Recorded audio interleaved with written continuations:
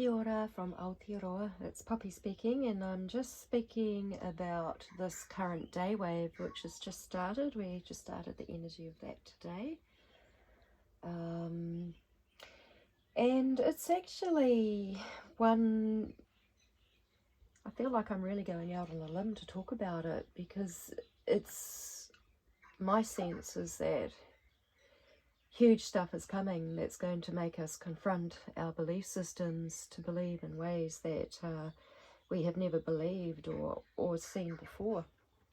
So much has been happening in our world. I've been drawing out these maps for a few years now of the day waves, and noticing that they do indeed seem to have quite an effect on humanity's consciousness, which is great, because these are the consciousness waves of unity that we are now experiencing.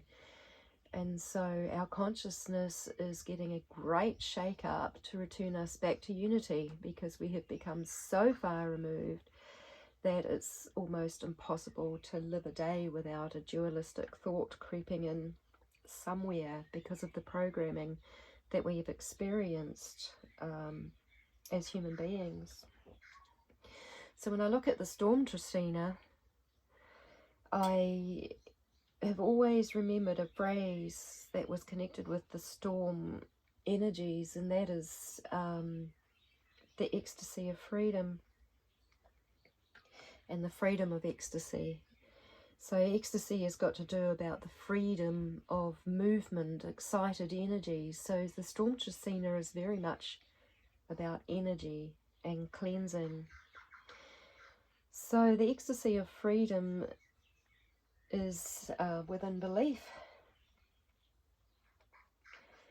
I think that we can actually possibly experience this ecstasy of freedom when we no longer have to be anyone, prove anything, comply, perform, conform to anyone or anything. So what if we are truly loved for just being the essence of ourselves, simply for existing at this time and in this space? And this is what I know to be true, that the ecstasy of freedom is the bliss of your own being. It's you freed from a belief system that is ensnared and captured.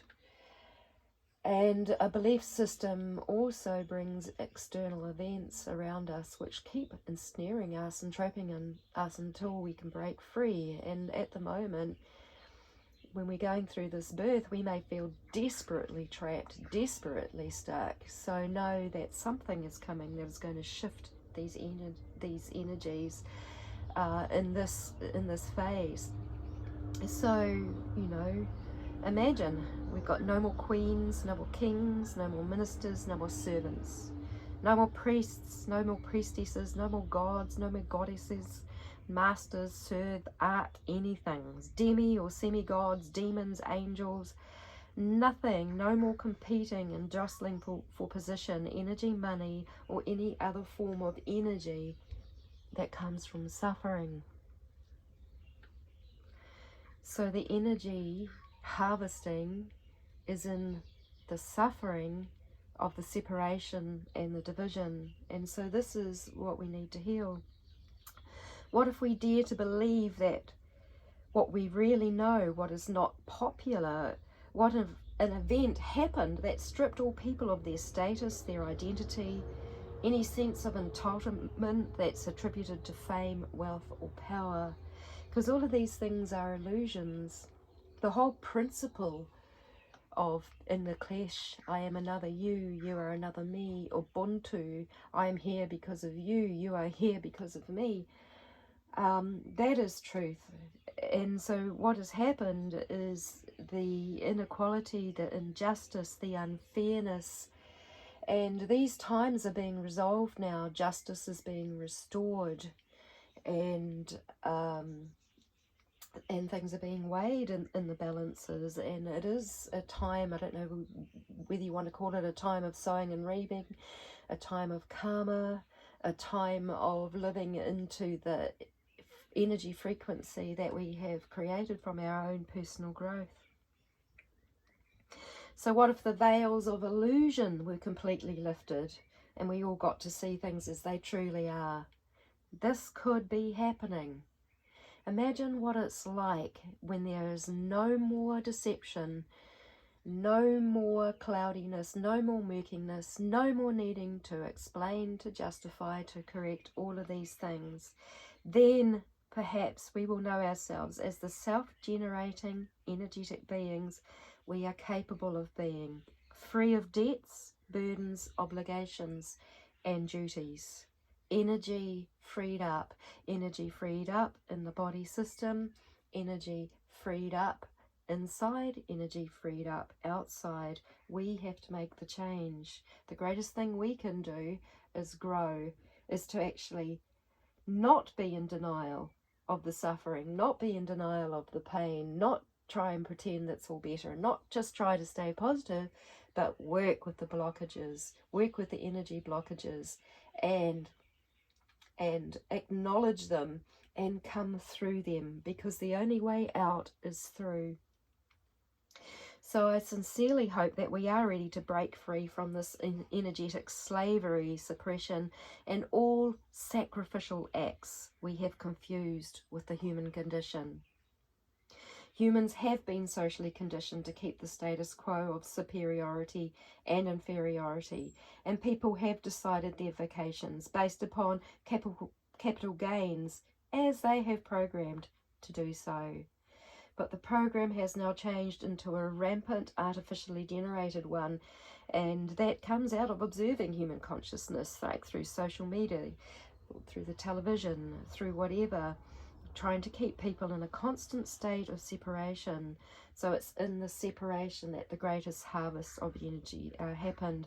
So our greatest task is to come into unity, is to have compassion, is to see everybody and everything as an equal, that we are not superior and we are not inferior to anything or anyone. So this is it's a huge transforming, cleansing energy that we are in, and it's literally cleansing our belief systems. So the storm TRECENA is about the lightning that strikes in the neurons and changes our beliefs from intense, chaotic, and sometimes cataclysmic experiences. It certainly comes from intensity. And we have to be able to find our calm somewhere within the storm as things change and as we are absolutely honest with ourselves within it. So, not only are we in the storm TRECENA, which is 13 days of storm energy, but we are in a day wave that starts on one storm. So this is an 18-day. So we have got massive storm energy for catalyzing and transforming energy. Great things could happen during this period. Massive change to our belief systems. The chaos that brings the challenges necessary for us is going to come, and it will be deeply cleansing. And intense events can cause sudden change and radical detoxification, which is, with the great excitement of energy. So energy is charged to move and to wash away stagnation and to free up the movement. So our beliefs will be challenged. We are cleansing from the matrix mindset programs, the programming that has kept us enslaved, kept some of us inferior, some of us superior, okay? Inferiority and superiority, illusions.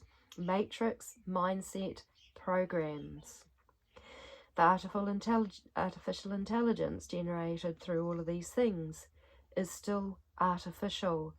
We need to know how to return to nature, how to be one with our divine parents' blessing. We are part of the divine spark. We each have a divine spark of creation within us. So at the moment, what I'm seeing is that people are still very hung up with belief. So belief is religion. It's a binding. It's something that keeps people bound and stuck in a pattern. And religions came in with the sixth wave from 3115 BC. That's when religions came into our consciousness and removed us from actually living and being. Everything became extremely mental, and everything was about how we think. And this was the great age of reason. Now, reason isn't standing any longer. It's actually our heart intuition, which matches with the frequency of nature. So we are of the earth, we are her, we are of her. So therefore we can also access all the knowledge within her. Okay, so we get a 9-day phase that starts in 10 star, which is halfway through the first day wave. This is a massive frequency rise, and because it's 10, it's in a challenging energy. So, you know, whenever we have a massive frequency uptick, we're going to often experience extremes or polarities of whatever it is. So it's good to be forewarned and prepared so that we can actually be calm, take our space, and take all these extremes calmly and wisely. The night wave that will follow and start on the 7th or 8th of October, depending on where you are located on our beautiful planet, is in 6 Earth. And this is a time of where we can flow with the consciousness of the earth, accessing her ways and all the knowledge needed to return to flowing in harmony with her. Okay, so that first 9-day phase, which is the first segment, it goes from the downward trajectory of going into the night down to the bottom of the night phase. That takes us from 6 Earth to 1 Serpent. And 1 Serpent, again, is very much about justification. It's about aligning with true time. It's about having our Kundalini rainbow bridge working inside us. It's about having the free flow energy movement within us that actually gives us joy and comfort. So what I really want to say is, I just hear the word timelines, timelines, timelines, timelines all the time. So what is a timeline? Do people know what a timeline is? Because all that I can come to is that a timeline is a matrix mindset. It's about a line or a line of time that people choose to follow that takes you somewhere. And this is where I think time becomes very artificial and very illusionary, in that we follow along these things which are just products of our social conditioning. Because what I have come to know is that there are only the true seeds of times, which are frequencies and which are energies that are pulsed from the cosmic axis, that are sent to us every day, that we can work with and be with. And if we are really well and truly connected with nature, we will work with them, we will be with them, we will be in the flow. But if people want to follow all these concepts that are popularized by New Age movements, by channels, by things that are outside of themselves, then we're going to be going along those same illusions.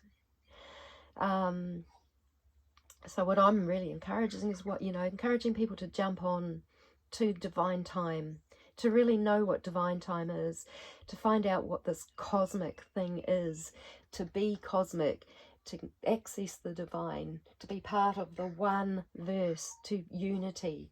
Because Earth knows, and she wants to share her knowledge with you. She loves us all so much, and she is just waiting for us to return to ourselves, just as she had to remove the infection off her. It's not completely off her. I can feel it in my body. It's very, very, very intense, almost to the point of despair. So expect big things because she needs to shift out of this. She needs to birth through this. She doesn't want to take any more of this artificial rubbish anymore, just as so many of her people do not want that anymore. We want to be liberated. We want to be free. We want to experience true justice. We want to be celebrating compassionate and loving and fully human beings. Okay, so now the second half of the night phase is a 9-day phase which commences in 2 death and finishes in 10 jaguar. So 2 death, you know, death 2 is the duality or the extremes. From one extreme, they're the polarities of one to another. So it's also dualism or the fight, but this is an opportunity where we're just giving it up, because we've been so programmed and so conditioned into fighting and competing just to survive that we're just really trying to remember what this unity is, and we're having this glimpses of what unity is. Sometimes we're having experience of what it is, and that is the bliss when you do experience that. So aligning, justifying, cleansing, washing and purging. This is a big time. And the serpent TRECENA is the perfect time for justification with divine time, from earth to heaven in our hearts, safely sensual. Okay, so when we are whole and complete within ourselves, we are actually safely sensual. We do not want to harvest energy of anybody else. We do not objectify another. We see each person and everything as the sacred and holy being that they are, as the divine spark that they are. And this is the truth, that when this veil is completely lifted, we will see. So let's be prepared, because the pain is in the releasing of the identities, in the whole notion. We've defined ourselves, we've labelled ourselves, people have labelled us, you know, people call themselves healers, people call themselves gods and goddesses, people even call themselves priests and priestesses, people call themselves all kind of hierarchical names. And when it comes down to truth, we will see that every being is 100% worthy, 100% worthwhile. There are, of course, consequences for choosing to go nature's way and choosing to leave nature's way, and that is a soul journey, and we cannot live another person's soul journey for them. And if that is the way that they choose to live, we can only honour and allow that and let it be, carry on with our lives, do whatever we can do to be unity, to be fully human, to be the love that we really are, and to live the value and the divine spark that each one of us is. So blessings upon you on this journey.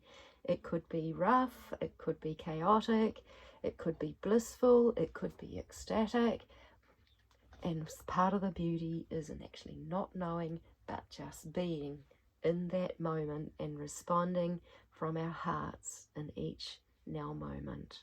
That is how we shall live forevermore, especially as we connect with unity with one another. And so it is. Blessings upon you and your soul tribe. Let's do it.